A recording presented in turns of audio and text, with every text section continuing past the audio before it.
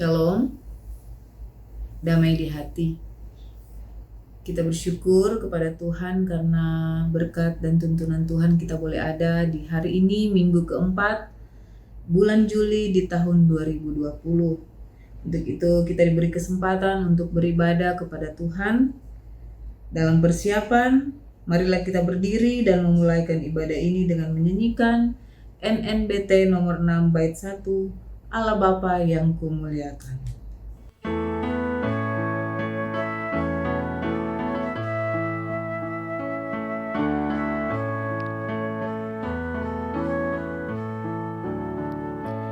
Allah Bapa yang kumuliakan, aku datang ke hadirat-Mu. Terima doa persembahanku kepadamu, Allah Maha Kudus. Berikanlah anugerah dan rahmat-Mu kepada segenap umat-Mu. Ku persembahkan pujianku untuk memuliakan nama-Mu. Haleluya, pujilah. Haleluya, pujilah. Panjang sabar kasih setia-Mu, agunglah nama-Mu selamanya. Tema ibadah kita ialah pelayanan gereja yang menyembuhkan. Berhubung dengan tema ini, kami telah memilih sebagai nats pembimbing dalam Yesaya 53 ayat 4. Tetapi sesungguhnya penyakit kita lah yang ditanggungnya dan kesengsaraan kita yang dipikulnya. Padahal kita mengira dia kena tulah, dipukul dan ditindas Allah. Mari berdoa. Bapa di surga, kami mengucap syukur Tuhan atas segala kebaikan-Mu dalam kehidupan kami.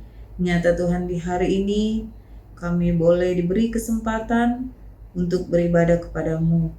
Untuk itu Tuhan, kiranya Engkau akan memberkati ibadah ini, agar boleh terlaksana dengan baik. Terima kasih banyak Bapa di surga. Ini doa kami dalam nama Tuhan Yesus. Kami berdoa dan bersyukur. Amin. Kita menyanyi klik 460 mujizat itu nyata.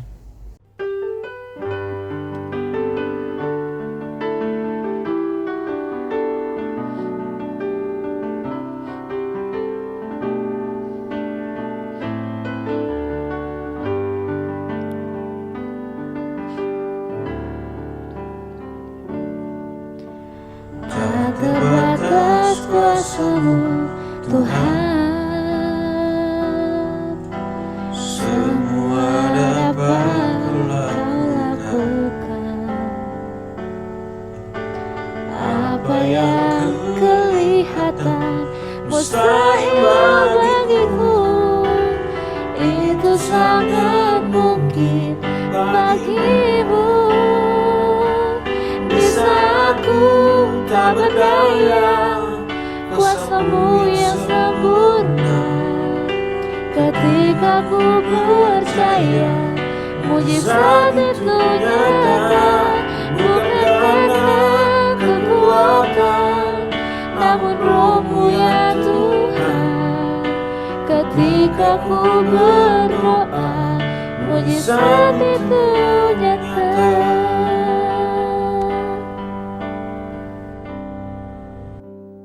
Kita akan masuk dalam pengakuan dosa dan pemberitaan anugerah Allah. Jemaat silakan duduk.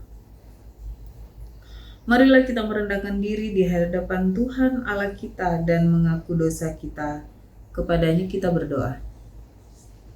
Ya Allah ya Tuhan kami, inilah kami anak-anak-Mu yang datang menghadap hadirat-Mu.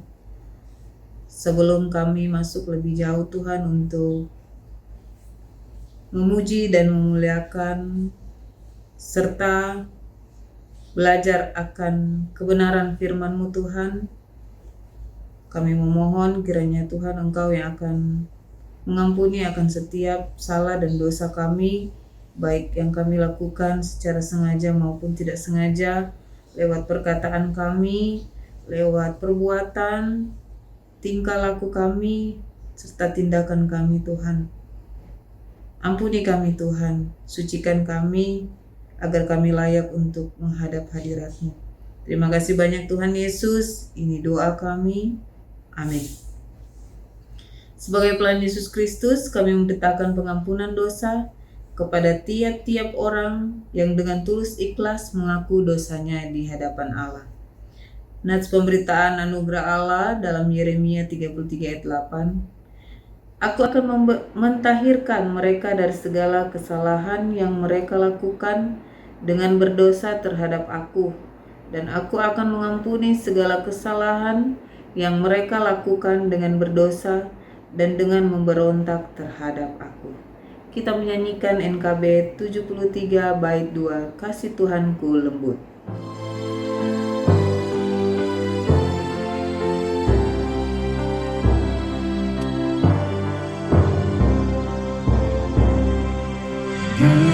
Ditolongnya yang benar dan berbeban berat, juga orang yang sesat kasih besar. Walau hatimu cemar, kasihnya lebih besar dan membuat kau benar.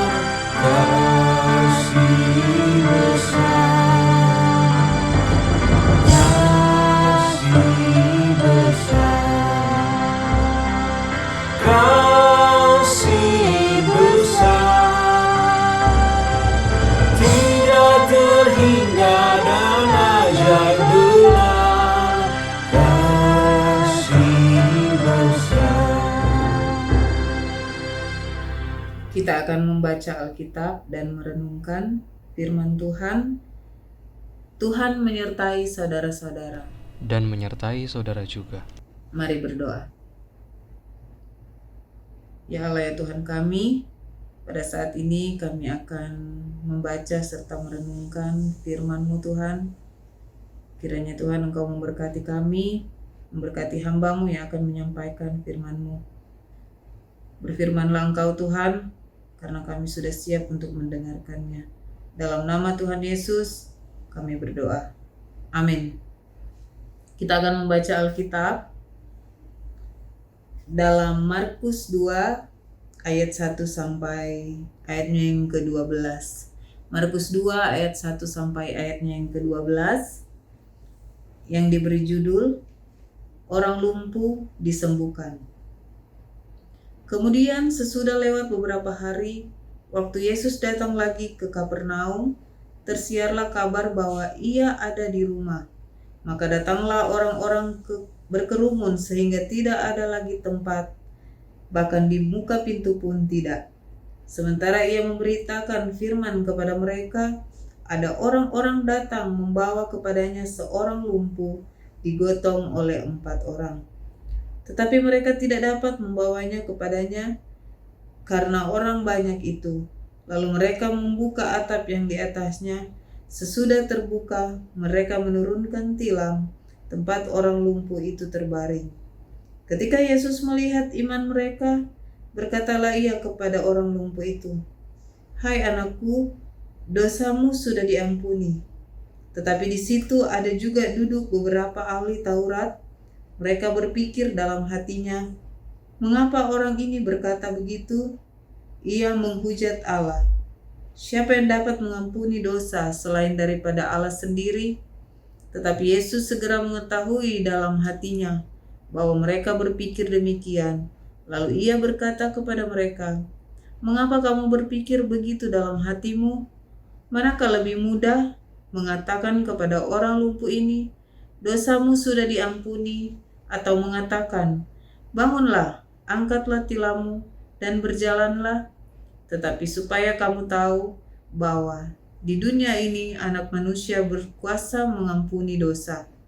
Berkatalah ia kepada orang lumpuh itu, kepadamu kukatakan, bangunlah, angkatlah tempat tidurmu, dan pulanglah ke rumahmu. Dan orang itu pun bangun, segera mengangkat tempat tidurnya, dan pergi keluar di hadapan orang-orang itu, sehingga mereka semua takjub, lalu memuliakan Allah katanya, yang begini belum pernah kita lihat. Demikianlah firman Tuhan. Terpujilah Tuhan Yesus Kristus sebagai kepala gereja yang senantiasa menuntun dan memberkati gerejanya, Gereja Masehi Injili di Minahasa.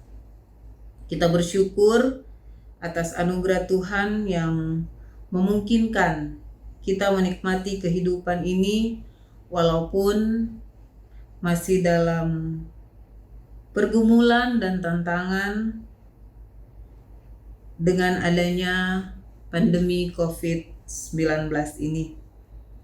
Saudara-saudaraku yang dikasihi dalam Tuhan kita Yesus Kristus, tema mingguan kita ialah pelayanan gereja yang menyembuhkan. Tadi kita sudah membaca bersama-sama apa yang telah ditulis dalam Markus 2 ayat 1 sampai dengan 12. Penulis Injil ini banyak berkisah tentang mujizat dan penyembuhan sebagaimana yang dilakukan Yesus terhadap orang lumpuh tersebut. Kita baca tadi, ketika mendengar Tuhan Yesus datang ke Kapernaum, pada ayat kedua ditulis bahwa maka datanglah orang-orang berkerumun sehingga tidak ada lagi tempat, bahkan di muka pintu pun tidak. Ketika itu juga ada 4 orang yang membawa kepadanya seorang lumpuh. Pada saat seorang lumpuh itu digotong oleh keempat orang tersebut, mereka tidak bisa membawanya secara langsung kepada Tuhan Yesus. Akan tetapi menarik di sini, di mana mereka tidak kehilangan akal dan tidak menyerah begitu saja. Pada ayat yang keempat ditulis, mereka membuka atap yang di atasnya. Sesudah terbuka, mereka menurunkan tilam tempat orang lumpuh itu terbaring. Dan ternyata saudara, Tuhan Yesus melihat kegigihan dan iman mereka. Itulah yang menggerakkan hatinya untuk bertindak. Pada ayat yang kelima, Tuhan katakan kepada orang lumpuh itu, "Hai anakku, dosamu sudah diampuni." Dan akhirnya mujizat Tuhan dinyatakan, orang lumpuh itu pun bangun dan berjalan. Saudara-saudaraku, dari kisah ini kita bisa belajar tentang apa arti sebuah pelayanan yang sesungguhnya. Apa yang mendasari keempat orang tersebut rela melakukan sesuatu yang baik bagi orang lumpuh tersebut, tidak lain yaitu kasih. Saudara-saudaraku yang dikasihi dalam Tuhan kita Yesus Kristus, wabah pandemi COVID-19 telah mengalami banyak orang di seluruh dunia mengalami sakit dan penderitaan. Tidak hanya fisik, juga psikis. Kita dipenuhi ketakutan serta kekhawatiran, tidak dapat lagi berinteraksi dengan orang lain, tidak dapat bekerja untuk memenuhi kebutuhan sehari-hari. Banyak perusahaan ataupun terjadi kelumpuhan usaha, ada yang kehilangan anggota keluarga dan tidak dapat lagi beribadah bersama di gereja. Tentu kita perlu pahami bersama bahwa situasi dan dalam keadaan seperti ini kita benar-benar membutuhkan pengajaran firman yang meneduhkan dan menguatkan hati serta pikiran kita. Sebab bagaimana Yesus yang datang ke Kapernaum juga datang menjumpai kita yang sakit dan menderita. Oleh karena itu, pergumulan ini jangan membuat iman kita tidak berdaya.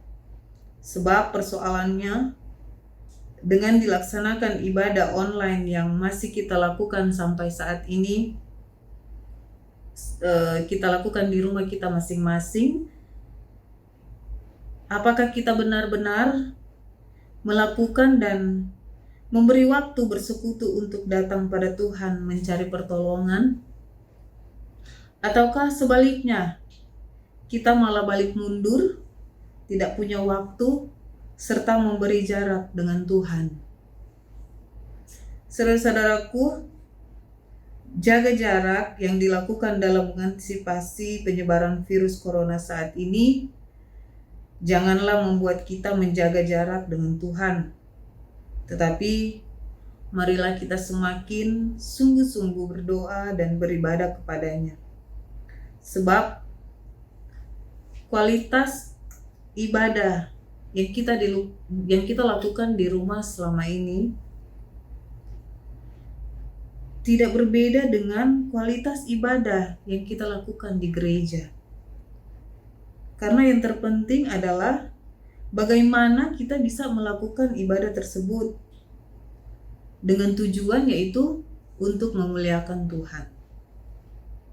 Kita sungguh-sungguh percaya bahwa kita punya Tuhan yang sanggup mendengar doa kita dan menjawab semua pergumulan yang kita hadapi saat ini. Saudara-saudaraku yang dikasihi dalam Tuhan Yesus Kristus, dalam kondisi dan keadaan saat ini, jika mungkin ada jemaat, tetangga, keluarga yang sedang terpapar virus corona, kita pun harus meniadakan stigma terhadap penderita virus corona dan keluarganya. Bijaklah sebab mereka bukan aib bagi masyarakat. Mari kita berbuat hal yang positif, saling memberi dukungan, semangat, dan terlebih khusus doa. Dengan cara seperti inilah kita sudah membantu mereka untuk terus semangat dan terus berjuang melewati pergumulan ini. Sebab stigma yang buruk hanya akan menutup ruang kehidupan orang lain. Dan inilah yang dinamakan pelayanan gereja yang menyembuhkan. Tuhan Yesus memberikan kita teladan ketika Tuhan menghapus stigma orang Yahudi terhadap orang Galilea, orang lumpuh dan ahli Taurat terhadap pengampunan dosa yang dilakukannya. Saudara-saudaraku, tentu kerjasama dalam iman sangatlah penting. Di sisi lain, iman secara pribadi itu sangat penting. Tapi tentu memerlukan dukungan dari persekutuan, di mana kita saling mendukung satu dengan yang lain. Tetapi seringkali orang hanya peduli pada imannya sendiri, menganggap iman hanya menjadi urusan masing-masing, sehingga banyak yang tidak peduli pada orang lain, sehingga terkadang menjadi batu sandungan bagi pemulihan bahkan pertumbuhan iman orang lain. Saudara-saudaraku, kita terus membangun kerjasama iman secara utuh dalam hubungan baik dengan Tuhan, dengan sesama, serta dunia ini. Tentu, gereja juga harus berperan aktif dalam mengemban misi Kristus untuk menyembuhkan dan menyelamatkan dunia ini. Gereja harus berada di garda terdepan untuk menggalang kebersamaan di antara anggota jemaat, dan dengan demikian Tidak ada lagi orang yang mengalami kelumpuhan hidup, melainkan mereka bangun, berjalan, dan terus berkarya serta melakukan hal yang positif. Kiranya Roh Kudus Tuhan memampukan kita melakukan firman-Nya. Amin. Kita akan memberikan persembahan. Marilah kita membawa persembahan kita ke meja persembahan dengan menyanyikan Kidung Jemaat nomor 393 bait 1, Tuhan betapa banyaknya.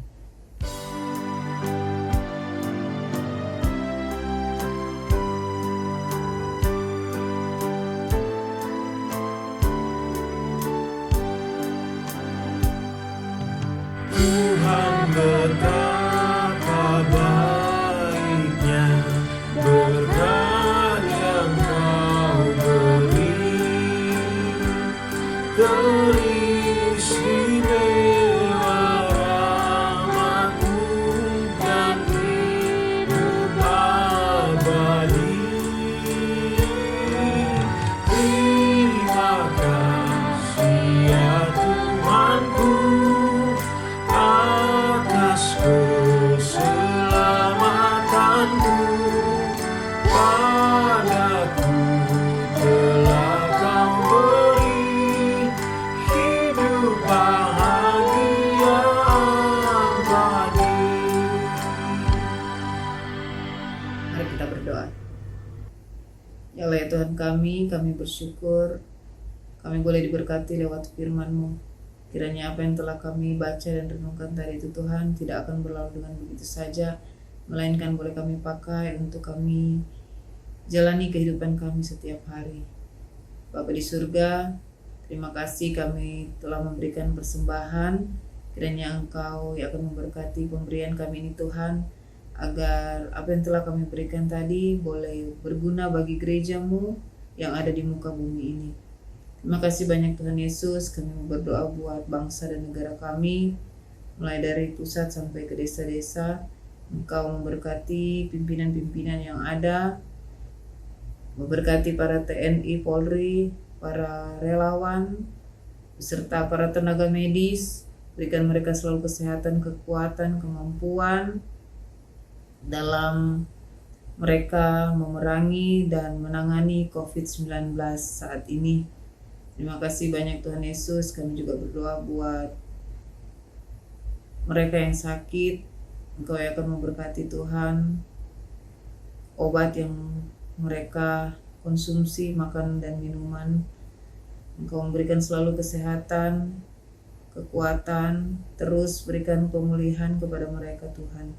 Terima kasih banyak Tuhan Yesus. Kami berdoa buat gereja-Mu, Gereja Masihi Injili di Minahasa, terlebih khusus Jemaat Gemim Immanuel Jakarta Barat dan sekitarnya. Engkau yang akan memberkati mulai dari Ketua Badan Pekerja beserta dengan keluarga, Pelsus kolom 1 sampai dengan kolom 6 beserta dengan keluarga dan seluruh anggota jemaat yang ada. Berikan selalu kesehatan, kekuatan, perlindungan, berkati pekerjaan, usaha, dan harapan serta cita-cita kami semua Tuhan. Terima kasih banyak Tuhan Yesus. Kami juga mau berdoa buat mereka yang membutuhkan pertolongan-Mu, mereka yang putus pekerjaan Tuhan, berkati mereka Tuhan. Engkau menyediakan apa yang menjadi kebutuhan mereka, berikan selalu kekuatan, menghibur mereka Tuhan. Terima kasih banyak Tuhan Yesus. Kami juga mau berdoa buat pandemi COVID-19 yang sampai saat ini masih ada di dunia Tuhan. Kami memohon pemulihan daripada-Mu Tuhan. Terima kasih banyak Tuhan Yesus. Inilah yang menjadi doa syukur kami kepada-Mu yang kami bawa hanya dalam nama Tuhan Yesus yang telah mengajar kami berdoa bersama-sama. Bapa kami yang di surga, dikuduskanlah nama-Mu, datanglah kerajaan-Mu, jadilah kehendak-Mu di bumi seperti di sorga. Berilah kami pada hari ini makanan kami secukupnya, dan ampunilah akan kesalahan kami, seperti kami juga mengampuni orang yang bersalah pada kami. Jangan bawa kami ke dalam pencobaan, tapi lepaskan kami daripada yang jahat. karena Engkau punya kerajaan, kuasa dan kemuliaan sampai selama-lamanya. Amin.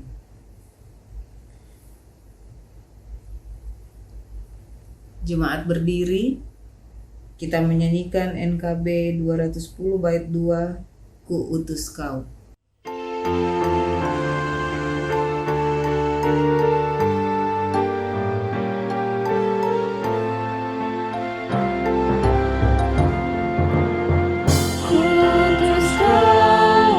Balut yang terluka, menahan jiwa syarat berkeluh, menanggung susah dan derita dunia.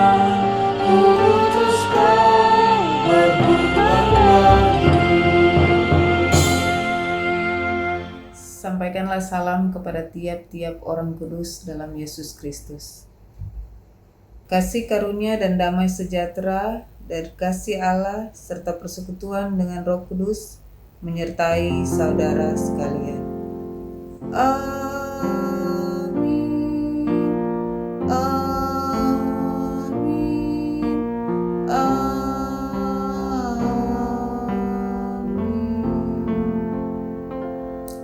Ibadah kita sudah selesai. Selamat hari Minggu, Tuhan Yesus memberkati.